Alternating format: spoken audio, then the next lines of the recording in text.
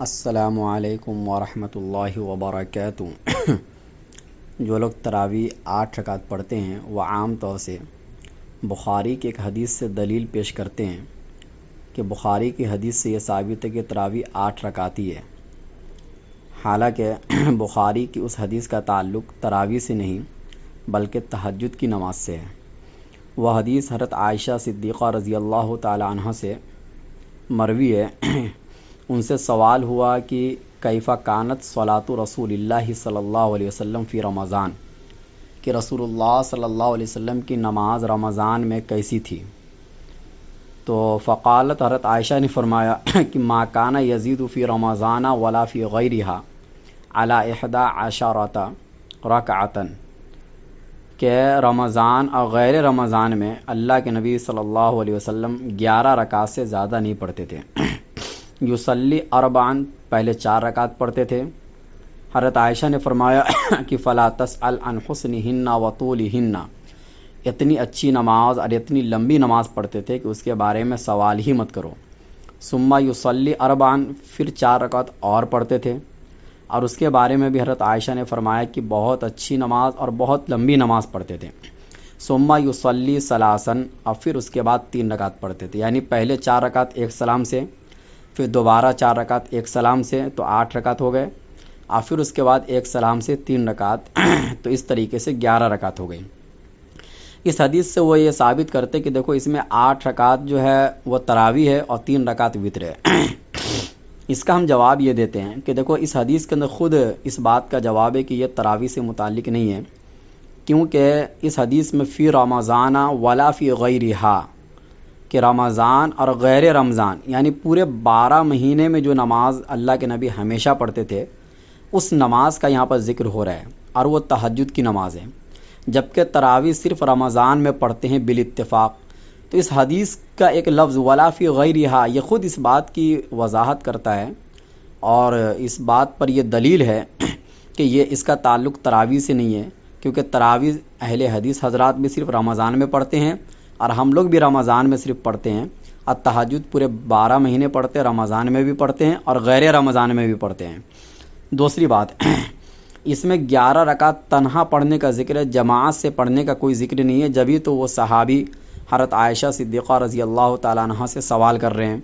اگر جماعت کے ساتھ اللہ کے نبی صلی اللہ علیہ وسلم مسجد نبوی میں پڑھتے تو تمام صحابہ کرام کو معلوم ہوتا، نہ کہ صرف حضرت عائشہ صدیقہ رضی اللہ تعالیٰ عنہ کو، حالانکہ پوری امت اس نماز کو یعنی تراویح کی نماز کو جماعت سے پڑھتی ہے، اور تہجد کی نماز بغیر جماعت کے پڑھتے ہیں۔ نمبر 3، اس میں ایک سلام سے 4 رکعت پڑھنے کا ذکر ہے، حالانکہ تراویح کی نماز ہم بھی اور اہل حدیث حضرات بھی 2 رکعت کر کے پڑھتے ہیں۔ اسی نمبر 4،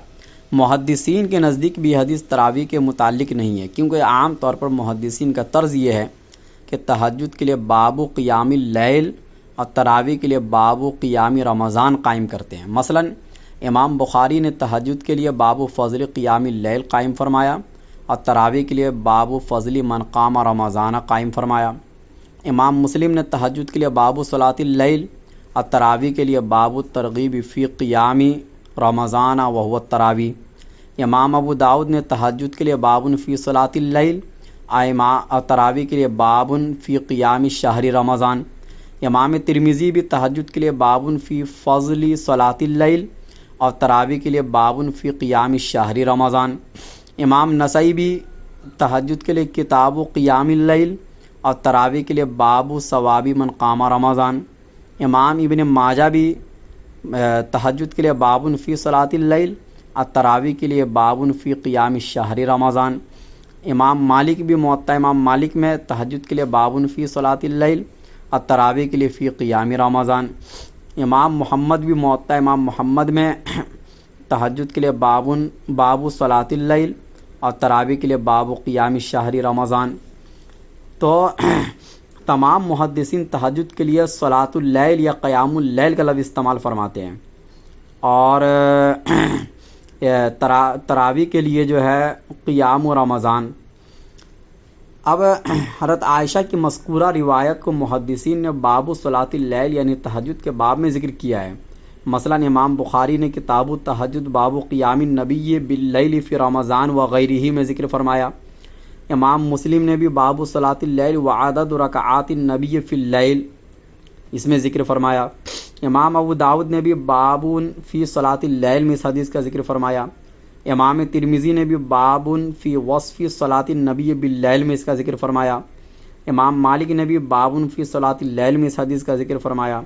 امام نسائی نے بھی کتاب قیام اللیل باب کیف الوتر بثلاثن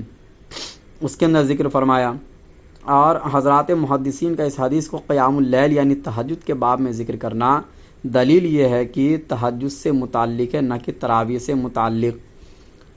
ایک اعتراض ہوتا ہے کہ امام بخاری رحمۃ اللہ علیہ نے اس روایت کو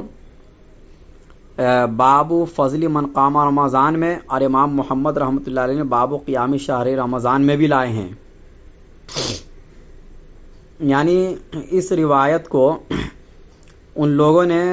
تراویح کے متعلق بھی ذکر کیا ہے، امام بخاری نے بھی اور امام محمد رحمۃ اللہ علیہ نے بھی جب تراویح کا باب قائم کیا تو اس میں بھی اس حدیث کا ذکر کیا ہے، معلوم ہوا کہ یہ حدیث بھی تراویح سے متعلق ہے۔